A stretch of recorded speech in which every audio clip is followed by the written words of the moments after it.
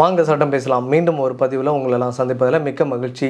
நம்ம ஏற்கனவே ஒரு ஆண் உயில் எழுதாமலோ இல்லை செட்டில்மெண்ட் டீட் எதுவும் எழுதாமலோ இறந்துட்டார், அந்த அவரோட வாரிசுகளுக்கு எப்படி அவரோட சொத்து போகுன்றதை பார்த்தோம். இன்றைக்கி நம்ம டாப்பிக்கில் ஒரு பெண் அவரோட சொத்தை வாரிசுங்களுக்கு உயில் எழுதி வைக்காமலோ இல்லை செட்டில்மெண்ட் டீட் எதுவும் எழுதி வைக்காமலோ இறந்துட்டாங்க அப்படின்னா அவங்களுடைய சொத்து எப்படி அவங்களோட வாரிசுங்களுக்கு போகும் அப்படின்றத இந்த காணொளியில் பார்ப்போம்.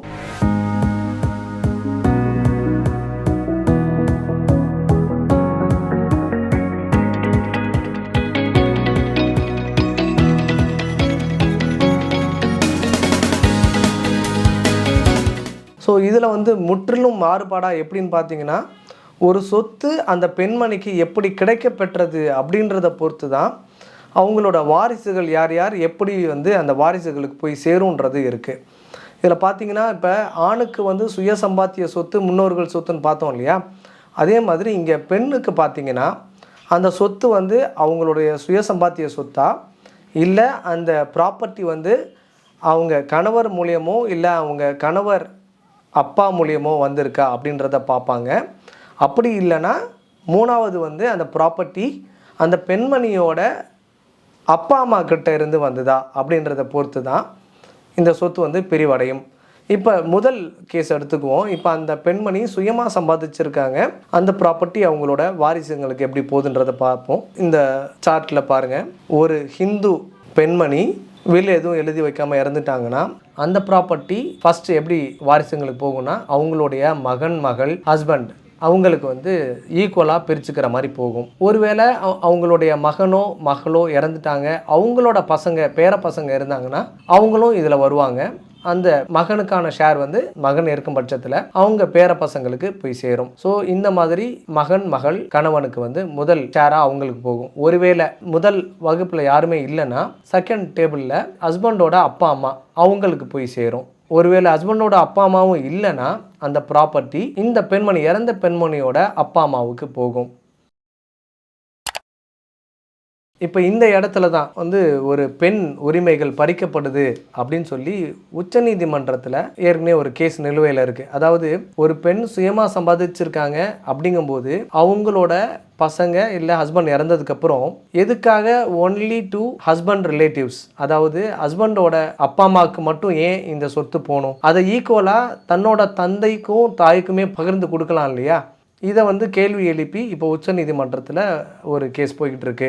அதாவது ஹஸ்பண்டோட அப்பா அம்மா மாமனார் மாமியாருக்கு போனதுக்கப்புறம் ஒருவேளை அவங்க இல்லைனா தான் இவங்க இந்த பெண்மணியோட சுய சம்பாத்தியமாக இருந்தாலும் இந்த பெண்மணியோட அப்பா அம்மாவுக்கு போய் சேரும் அப்படின்றதுல கண்டிப்பாக உச்சநீதிமன்றம் ஒரு உரிய தீர்ப்பை வழங்கும்னு எதிர்பார்க்கலாம். ஒருவேளை இறந்த பெண்மணியோட அப்பா அம்மாவும் உயிரோட இல்லைன்னா அவங்க அப்பாவுடைய வாரிசுகள், ஒருவேளை இந்த அம்மாவுக்கு அண்ணன் தம்பி யாராவது இருந்தால் அவங்களுக்கு போய் சேர்றதுக்கு வாய்ப்பு இருக்குது. அவங்களும் யாருமே இல்லைன்னா அம்மாவோட வாரிசுக்கு அடுத்ததாக போகும். அம்மாவோட வாரிசுனா அகைன் அம்மாவுக்கு பசங்க, இவங்களோட அக்கா தங்கச்சி தம்பி யாரும் இருந்தால் அண்ணன் தம்பி இவங்களுக்கு யாருக்காவது போகும். இது இந்த பெண்மணியோட சுய சம்பாத்திய சொத்தாக இருந்தால் இந்த வழிமுறையில் வரும். ஒருவேளை இந்த பெண்மணிக்கு சொத்து அப்பா அம்மா மூலியமா கிடைக்குதுன்னா இப்போ இந்த சொத்து எப்படி போகும்னா ஃபர்ஸ்ட் குழந்தைங்களுக்கு மட்டும் போகும். அதாவது இந்த பெண்மணிக்கு அவங்க அப்பா சீதனமாக ஒரு சொத்து கொடுக்குறாங்க, இல்லை அம்மா ஒரு சீதனமாக ஒரு சொத்து கொடுக்குறாங்க, கல்யாணத்துக்கு முன்னாடியே கொடுத்துட்டாங்க, இல்லை கல்யாணத்துக்கு அப்புறம் கொடுக்குறாங்கன்னா அதுக்கப்புறம் இந்த அம்மா இறந்துட்டாங்க அப்படிங்கும்போது இறந்த பெண்மணியோட குழந்தைங்களுக்கு ஃபர்ஸ்ட் ஈக்குவலா ஷேர் போகும். ஒருவேளை இந்த இறந்த பெண்மணிக்கு யாருமே குழந்தைங்க இல்லை அப்படின்னா அப்பா கிட்ட இருந்து சொத்து வந்தது இல்லையா, அதனால அவங்க அப்பாவிற்கே அவங்களோட லீகல் ஹேர்ஸுக்கே மறுபடியும் அந்த சொத்து போயிடும். ஏற்கனவே நம்ம எப்படி பார்த்தோம்,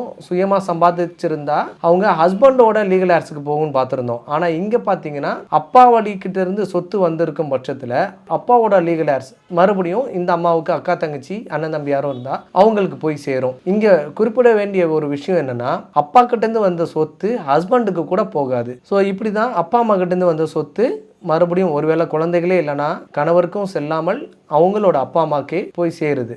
இப்போ மூணாவது பார்த்தோம்னா இந்த பெண்மணிக்கு கணவரின் தந்தை, அதாவது மாமனார் மூலியமா, மாமனார் மாமியார் மூலியமா ஒரு சொத்து வருதுன்னு வச்சுக்கோங்க.